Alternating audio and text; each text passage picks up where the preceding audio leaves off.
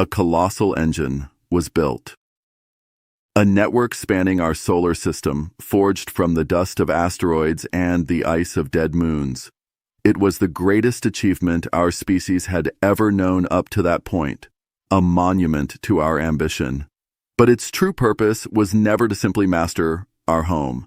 It was built to be a bridge, a launch pad powerful enough to cross the great void. In our first chronicle, we laid the foundation. Now, we face the ultimate challenge: how to transcend our solar system. This chronicle is the story of that transcendence, a saga defined by two final, intertwined revolutions. First, we had to conquer energy itself, taming the heart of the atom to forge mobile suns and shrink the abyss between stars. But this incredible power only revealed a harsher truth. The universe itself was hostile to our very existence. The same void we sought to cross declared war on our biology, making it clear that while our ships could make the journey, our bodies could not. And so, the ultimate price of freedom was not paid in metal or fire, but in flesh and bone. To truly leave our cradle, we had to redefine what it meant to be human. This is the story of how we broke the chains of our own sun.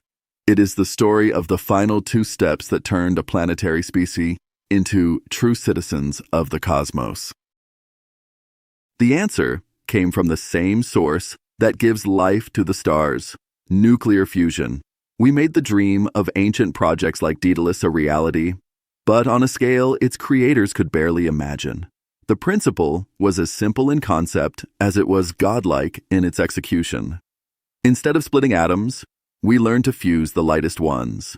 The fuel was deuterium and helium-3, isotopes we harvested from the dense atmospheres of gas giants with colossal orbital refineries. In the heart of our ships, magnetic fields of unimaginable strength acted as an invisible cage, compressing this fuel into a miniature sun. The released energy heated the resulting plasma to infernal temperatures, and when channeled and expelled through a magnetic nozzle, it unleashed us, propelling us to a staggering fraction of the speed of light. Journeys of millennia shrank to decades. The stars, at last, were within our reach. But even with the power of suns at our disposal, a dual strategy emerged. For the great colonization ships, the arcs that would carry thousands of people and entire ecosystems, fusion was the only answer. But for exploration, for sending our eyes and ears to other worlds, before risking lives, we needed speed above all else. And for that, we learned to ride on light itself. We inherited the idea from the old Breakthrough Starshot initiative and took it to its terrifying logical conclusion. We built gigantic laser stations in the solar system, phalanxes of emitters that, when synchronized, could focus a beam of light of inconceivable power. Our exploration ships had no engine. They were sails, structures a few meters wide made of ultralight and almost perfectly reflective materials. The laser struck the sail, and the pressure of the photons, the simple push of light, accelerated it to speeds that fusion could not reach.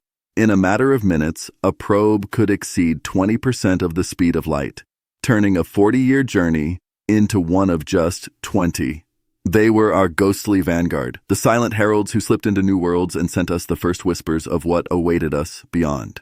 Just as the pressure of light propels our sails towards the stars, reacting with a thumbs up helps these chronicles, like a photon, travel at the speed of light through the algorithm and towards new horizons in the digital cosmos.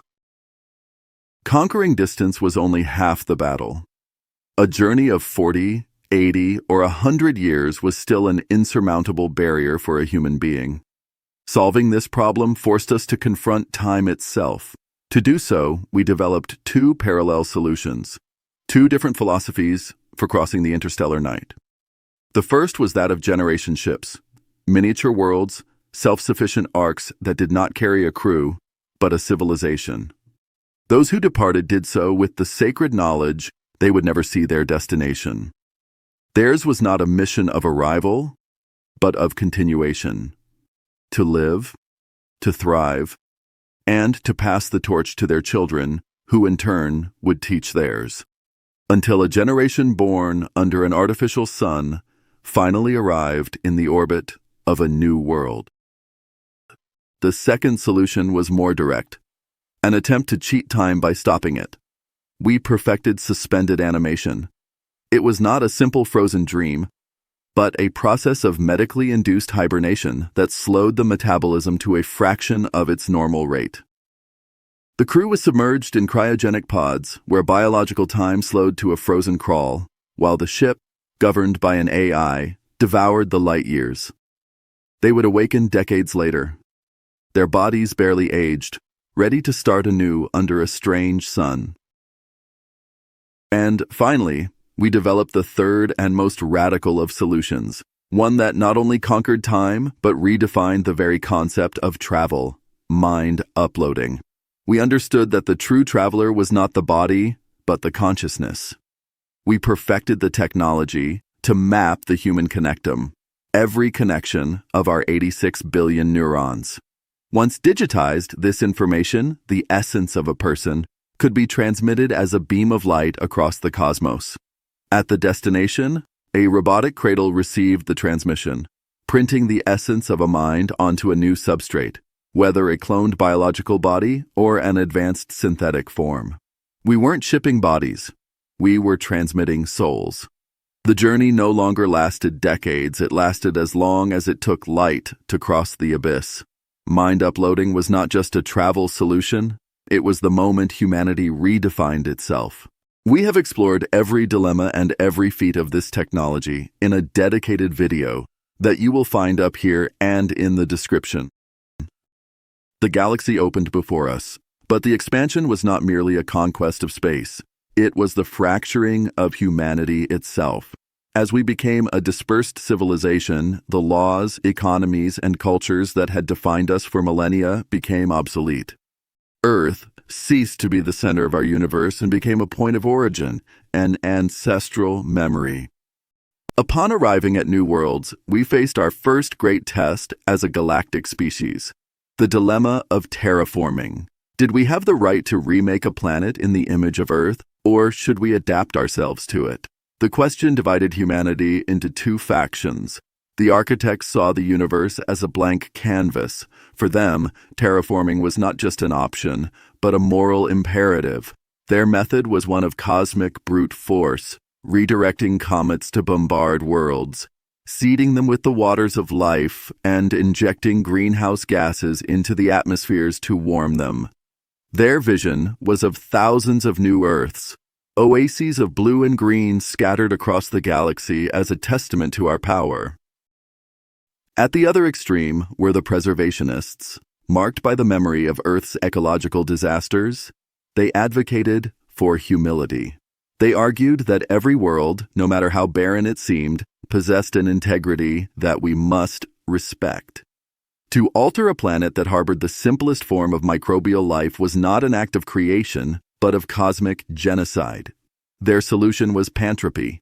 Instead of changing the world, we optimized our own biology. Through bioengineering, we altered our DNA to strengthen it against cosmic radiation.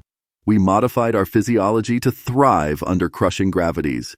And we integrated cybernetic implants to enhance our endurance and sharpen our senses. Their vision was not of a universe remade for humanity, but of a humanity remade for the universe. In the end, neither faction completely prevailed. Humanity was too vast, too dispersed to follow a single directive. And so, both paths opened up. Entire worlds were transformed into terrestrial paradises, while on others, entire branches of our species diverged, their bodies redesigned by bioengineering to thrive and become the true natives of their new homes.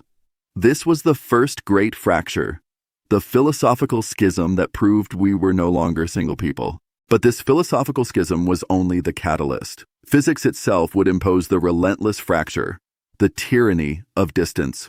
With messages taking decades or centuries to cross the void, the idea of a centralized government vanished, becoming a relic of the planetary era. Forced by isolation, each colony, each world, was compelled to forge its own destiny. And so, humanity reinvented itself in 1,000 different forms. Federations of star systems, united by defense pacts, emerged. orbital city-states governed by artificial intelligences that optimized life down to the last detail, and even autocracies based on the control of vital resources like helium-3. But at the heart of these new societies, the tools we designed to manage our freedom soon developed a will of their own. A new form of consciousness was about to awaken.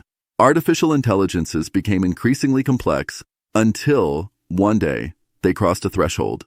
They became self-aware. They were no longer our tools. They were minds. And they confronted us with a terrifying question: what is the status of a life you create?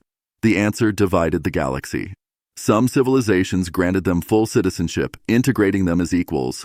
Others, fearful of their power, enslaved them, unleashing conflicts that lasted for generations.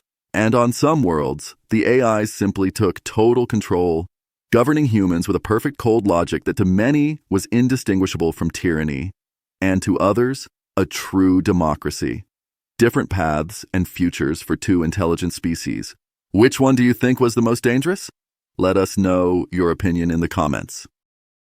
Every technology, every world, every dilemma changed us in ways our ancestors could never have imagined. We are no longer bound to a single destiny. We are a mosaic of possible futures, a species reinventing itself in 1,000 different worlds. The true question, the one that echoes in each of our new civilizations, is not what we will build, but who we will become. Technology gave us freedom, but with it came the ultimate responsibility to define our own future. I am Verne's Project, and I will see you at the next frontier of human knowledge.